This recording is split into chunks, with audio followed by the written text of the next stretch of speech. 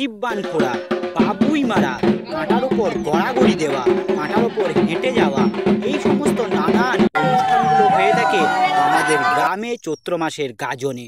নমস্কার বন্ধুরা, natural beauty গোবিন্দনায়ক চ্যানেলের আরেকটা নতুন ভিডিওতে সবাইকে অনেক অনেক স্বাগত।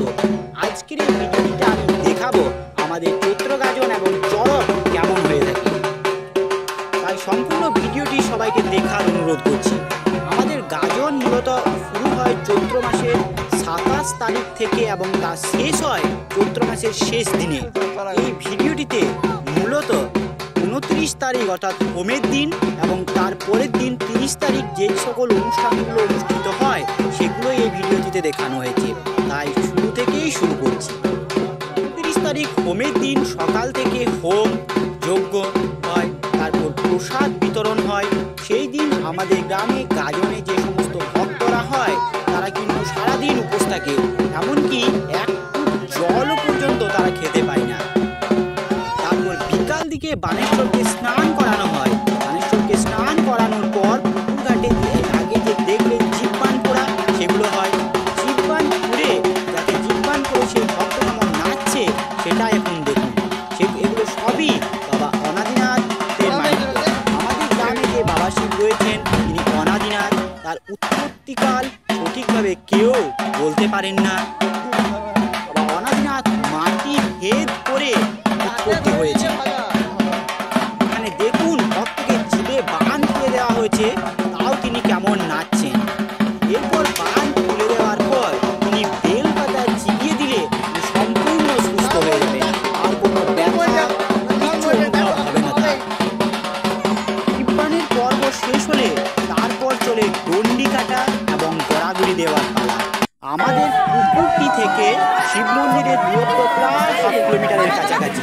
এই সমস্ত পথটা ভক্তরা গড়াগড়িকে দিয়ে যান এবং ডন্ডি কেটে যান।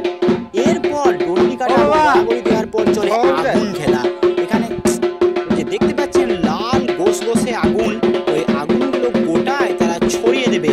এখন তার আগুনগুলো হাতে করে নিয়ে গিয়ে শিব মন্দিরে ফেলে দেবে। তারপর দেখতে পাবেন আগুনগুলো তারা গোটায় ছড়িয়ে দেবে এবং সেই আগুনগুলো ছড়িয়ে দেওয়ার পর তারা আগুনের ওপর হাঁটবে, আগুন নিয়ে গোটা শরীরে মাখবে, আগুনের ওপর নাচবে, এগুলো সবই দেখতে পাবেন। দেখুন এবারে একে একে তারা আগুনগুলোকে সমস্ত জায়গাটায় ছড়িয়ে দেবে।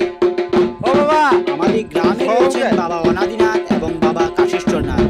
আমাদের গ্রাম এবং আমাদের পার্শ্ববর্তী 2-3টি গ্রাম থেকে এখানে ভক্তরা সন্ন্যাসী হয়ে আসে। দেখুন এবার ওরা সমস্ত আগুনটা আস্তে আস্তে গোটায় ছড়িয়ে দেবে জায়গাটায়, এবং আগুনটা ছড়ানো হয়ে গেলে সেই আগুনের ওপর তারা হাঁটবে, আগুনগুলো নিয়ে সারা শরীরে মাখবে, অথচ তাদের কিচ্ছু হবে না। দেখুন আস্তে আস্তে সমস্ত আগুনগুলো যে ছড়াচ্ছে তারা গোটায় আগুনগুলো জায়গাটায় ছড়িয়ে দেবে, আগুনের ওপর নাচবে, তারা আগুনগুলো হাতে নিয়ে খেলবে, আরও কত রকম সেটা এখন ভিডিওটিতে দেখতে থাকুন। দেখছেন তো আগুনগুলো ছড়িয়ে দিচ্ছে। এই আগুনগুলো ছড়ানো সমস্ত হয়ে গেলে যা বললাম সেগুলোই করবে, আগুনে নাচবে। হর হর মহাদেব। প্রতি বছর চৈত্র মাসে আমাদের গ্রামে অনেক বাইরে থেকে কুটুম আসে, অনেক আত্মীয়রা আসে। আমরা এই দিনগুলো খুব আনন্দের সঙ্গে কাটাই। কিন্তু বন্ধুরা আমার ছাগল আছে, সুতরাং ছাগল আমাকে চড়াতেই হবে। এই পুজোর দিনগুলোতেও আমি ছাগল চড়াচ্ছিলাম। দেখুন এরপর আগুন নিয়ে তারা কেমন খেলে, আগুনের উপর যে দেখছেন লাল আগুনের উপর তারা কেমন হাঁটাচলা করছে। এবার হাতে করে নিয়ে আগুনগুলো মাখবে। দেখুন ওই যে আগুনের গোলাটাকে তারা কেমন পায়ে করে লাথাচ্ছে, এদিক ওদিক হচ্ছে। দেখুন আগুনের উপর তারা কেমন নাচছে, অথচ তাদের পায়ে কিচ্ছু হবে না। এগুলো সবই বাবার মাহিত্য। এরকমই আমরা একটু হাতে আগুন লাগলে কতটা অস্বস্তি বোধ হয়, কিন্তু ওই আগুনগুলো নিয়ে নাচাটা কোনো মুখের কথা নয়। হর হর মহাদেব, হর হর মহাদেব। তো আমাদের এখানে শিবরাত্রির সময়ও অনেক দূর দূরান্ত থেকে ভক্তরা আসেন, ব্রতীরা আসেন পুজো করানোর জন্য।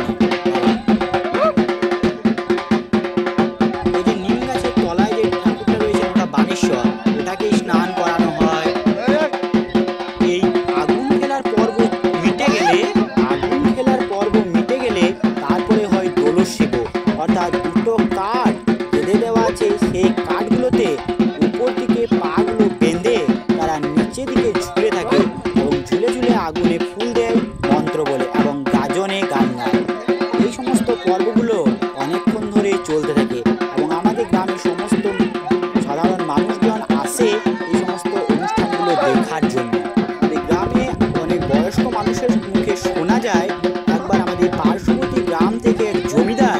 এসেছিল বাবা অনাদিনাথকে উঠিয়ে নিয়ে তাদের গ্রামে প্রতিষ্ঠা করার উদ্দেশ্যে, কিন্তু সে সফল হয়নি।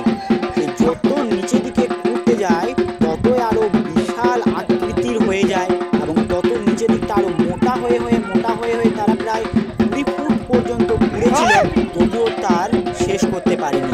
তারপর বাবা শিব তাকে স্বপ্ন দিয়ে বলেছিল, আমি এই গ্রামেই থাকবো, তোদের অধ্যত্তর কারণে আমি তোদের গ্রামে যাব না।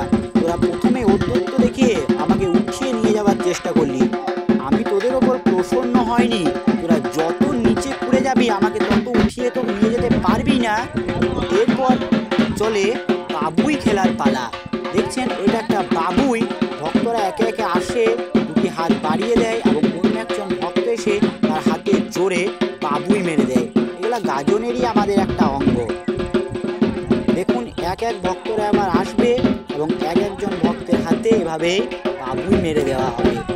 এরপর ভক্তদের পালা চুকে গেলে অনেক ছোট বাচ্চারা বা অনেক মানুষই হাতে বাবুই নিয়ে খেলা করে। দেখুন ওই ভক্তের হাতে আরেকজন ভক্ত এসে বাবুইটা হাতে মেরে দেবে। এই গাজনে যারা গাজন সন্ন্যাসী হন তারা অনেক মনস্কামনা পূরণ করেন বাবা অনাদিনাথ বলে তারা এই গাজনে ভক্ত হয়েছেন। এই গাজনে অনেকে ভক্ত হন। এরপর দেখুন বাবুই খেলা হয়ে গেলে ওই যে কাঁটা দেখতে পাচ্ছেন, ওই কাঁটার উপর গড়াগড়ি দেওয়া হয়। ভক্তরা একে একে আসেন এবং ওই কাঁটাগুলোতে গড়াগড়ি দিয়ে দেয়। কাঁটাগুলো মাঝে মাঝে উল্টিয়ে দেয় এবং তার উপর আরও কাঁটা যোগ করে দেয় এবং আসেন ভক্তরা একে একে এবং কাঁটাগুলোই গড়াগড়ি দেয়। দেখুন আমাদের শিব মন্দিরটা এরকমভাবে সাজানো হয় প্রতি বছর গাজনের সময়। যে নিম গাছ আছে একটা, সেই নিম গাছটাকে অনেকভাবে সাজানো হয়। এই যে মঞ্চটা দেখতে পাচ্ছেন, ওই মঞ্চটাতে আগের দিন রাত্রিবেলা ধর্মীয় অনুষ্ঠান এবং নানা ধরনের সাংস্কৃতিক অনুষ্ঠান হয়ে থাকে। কাঁটায় গড়াগড়ি দেওয়া হয়ে গেলে একজন গাজন সন্ন্যাসী আছেন, তিনি গাজনে নানান ধরনের গান গায়। অনেকক্ষণ ধরে তার গান গাওয়া অনুষ্ঠান অনুষ্ঠিত হয়। তারপর একে একে ভক্ত শুদ্ধের পালা হয়। ব্রাহ্মণ তার হাতে ধুনো নিয়ে ভক্তরা লম্বা লম্বা হয়ে শুই এবং তার চারিপাশে 7 বার ঘোরে এবং তাদের দেহ শুদ্ধ করে। তারপর একটা গান প্রচলিত আছে, সেই গানটি ব্রাহ্মণ গায় এবং ঢাকিরা ঢাক বাজায়। তারপর ঢাকিরাও একটা গান গায়, সেগুলো এখানে ভিডিওটিতে বর্ণনা করা আছে। ভক্তরা যবে থেকে উতরি নিয়ে নেয় সেই দিন থেকে কিন্তু আর বাড়িতে প্রবেশ করতে পারে না, অর্থাৎ 27 তারিখ থেকে তারা আর বাড়িতে প্রবেশ করতে পারে না। তারা সমস্ত দিন এবং রাত বাবা শিবের মন্দিরেই থাকেন। এভাবে এই অনুষ্ঠানটি রাত 1টা পর্যন্ত চলে। তারপর দিন ভোরবেলা ব্রাহ্মণ গিয়ে নিয়ম জল ভক্তদের দেয়। তারপর থেকে ভক্তরা তাদের ঘরে প্রবেশ করতে পারে, বানেশ্বর নিয়ে পার্শ্ববর্তী গ্রামগুলোতে ঘোরে এবং বিভিন্ন ধরনের ফল চাল ইত্যাদি আদায় করে। এবং রাত্রিবেলা, চড়কের দিন রাত্রিবেলা আমাদের এখানে মহোৎসব হয়ে থাকে এবং খিচুড়ি প্রসাদ বিতরণ হয়ে থাকে। চৈত্র মাসের সংক্রান্তির দিন হয়ে থাকে চড়ক মেলা এবং চড়ক উৎসব।